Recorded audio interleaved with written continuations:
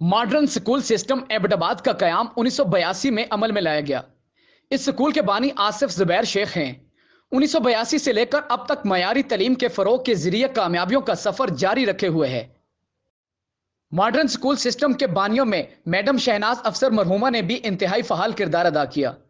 अपने कयाम के 39 सालों में हज़ारों तलबा और तलबात अब मुख्तलिफ शोबों में मुल्क को कौम की खिदमत कर रहे हैं। इस वक्त मॉडर्न स्कूल सिस्टम के हज़ारा भर में 7 कैंपस काम कर रहे हैं, जिनमें बॉयज़ कॉलेज, गर्ल्स कॉलेज और junior school Mansehra road Abbottabad, boys campus, girls college और जूनियर ब्रांच गाजीकोट टाउनशिप मानसेरा और एबटाबाद शहर में सर्कुलर रोड नज़द शहजादा मस्जिद सिटी ब्रांच मयारी तालीम के फ़रोग़ में मसरूफ़ अमल हैं।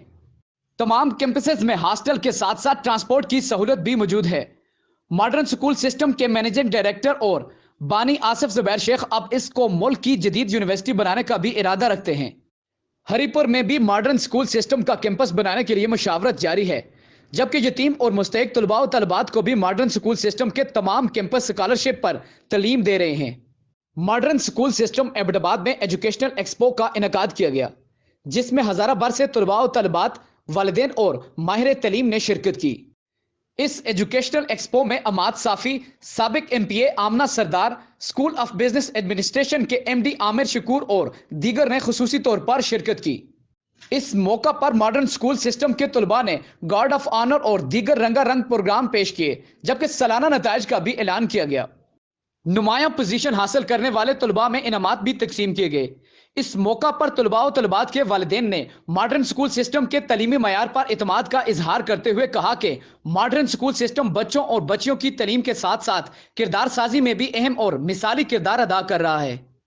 एजुकेशनल एक्सपो में लायक और ज़हीन तलबा और तलबात के मुफ्त दाखिले भी किए गए और वज़ाइफ भी दिए गए। एजुकेशनल एक्सपो से खिताब करते हुए हमाद साफ़ी, आमना सरदार, आमिर शकूर और दीगर का कहना था कि इस शोर में छुपी हुई नहीं है, इस बिल्डिंग में छुपी हुई नहीं है, कामयाबी आपके अपने अंदर छुपी हुई है। ठीक है, स्कोप आपके अपने अंदर है। तो आप में से कोई भी किसी से कम नहीं है। आप सब एक दूसरे से मुख्तलिफ हैं और वो इंटेंशनली एक दूसरे से मुख्तलिफ बनाए गए हैं। खालिक का यही प्लान है और आपकी उसी में खूबसूरती है। So don't try to compete with each other, try to dominate your color. अपने उस रंग को तलाश करें और डोमिनेट करें। आप में यहाँ इस किसी भी नशिस्त पे बैठा हुआ कोई भी शख्स किसी दूसरे से कम नहीं है और उस खामोशी को तलाश करें। ये बहुत इम्पोर्टेंट है और एक बहुत मेरे दिल के करीब एक शेर है, मैं आप लोगों के साथ उसको पढ़ना चाहूँगा यहाँ पे। कुछ देर की खामोशी है, फिर शोर आएगा। कुछ देर की खामोशी है, फिर शोर आएगा। तुम्हारा सिर्फ वक्त आया है, हमारा दौर आएगा। मैं 9 साल का था जब भी जो है हमारी क्लासेस में प्रेजेंटेशंस की बारी आती थी, तो सबसे पहले क्लासरूम में मैं उठता था और मैं हमेशा कोशिश करता था कि मैं प्रेजेंटेशन डिलीवर करूं और सबसे आगे मैं रहूं। और यही जो मेरी चाहत थी, जो तलब थी सबसे आगे रहने की, जब मैं 9 साल का था, यही बढ़ती गई और क्लासरूम से जो लेवल है वो मेरा आगे जाता गया। सबसे पहले मैंने क्लासरूम में डिलीवर करना शुरू किया। क्लासरूम के बाद जो है ऑडिटोरियम में डिलीवर करना शुरू किया। ऑडिटोरियम के बाद जो है फिर मैंने मज़ीद अपनी प्रैक्टिस को एक्सटेंड किया, अपनी प्रैक्टिस को बढ़ाया। मेरे टीचर्स ने मेरी मदद की और अल्हम्दुलिल्लाह जो है फिर हम और यूनिवर्सिटीज़ और कॉलेज और स्कूल्स वहाँ पे हमने विज़िट करना शुरू किया और जो सेशंस होते हैं वो मैंने वहाँ पे डिलीवर करने शुरू किया। सो आई वाज 9 years old कि जब मैंने अपने लिए इन अपॉर्चुनिटीज़ को अवेल करना शुरू किया।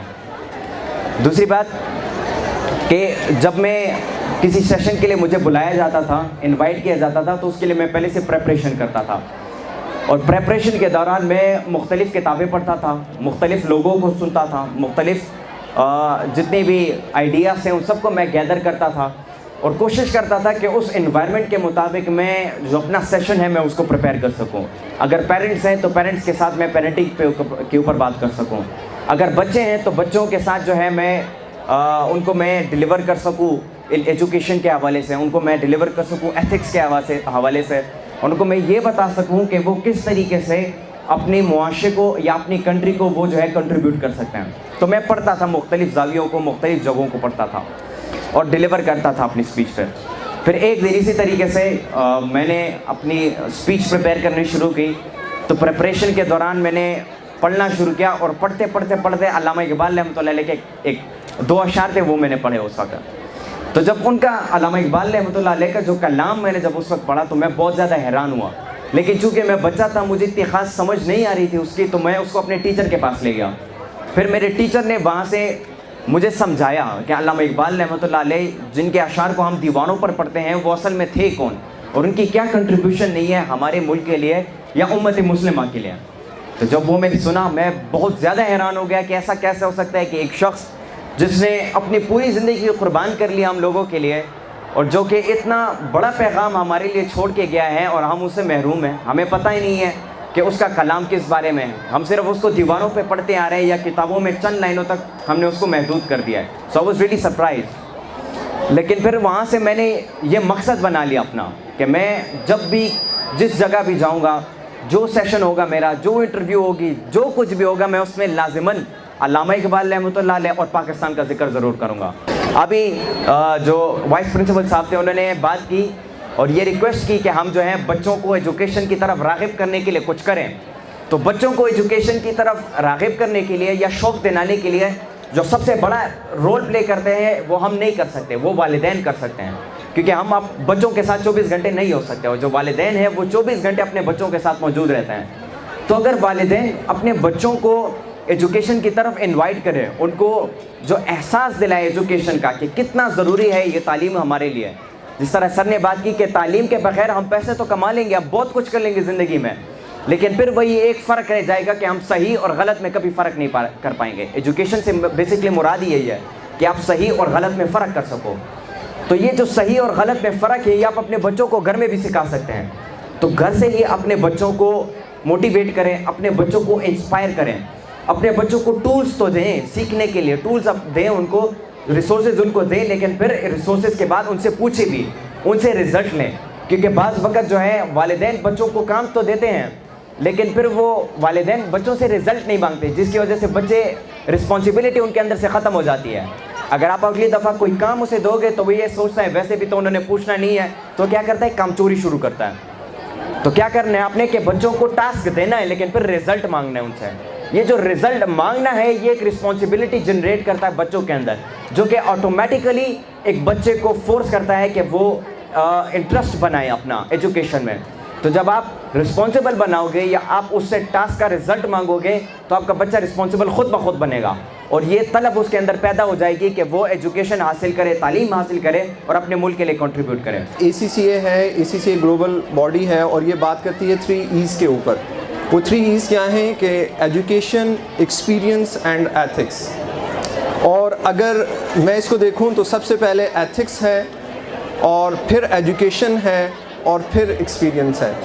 تو آج کل کا جو ہمارا نوجوان ہے اور اس میں بہت سارا جو رول ہے وہ سوشل میڈیا کا ہے اور ان لوگوں کا ہے جنہوں نے ہر چیز کو اسٹوڈنٹ کو پیسے کی دوڑ میں پیسے کی طرف لے گئے ہیں کہ آپ صرف اور صرف کیا ہے, آپ کی کامیابی کیا ہے, اگر آپ پیسہ کما رہے ہیں, آپ کی ارننگ بہت زیادہ ہے تو آپ کامیاب ہیں.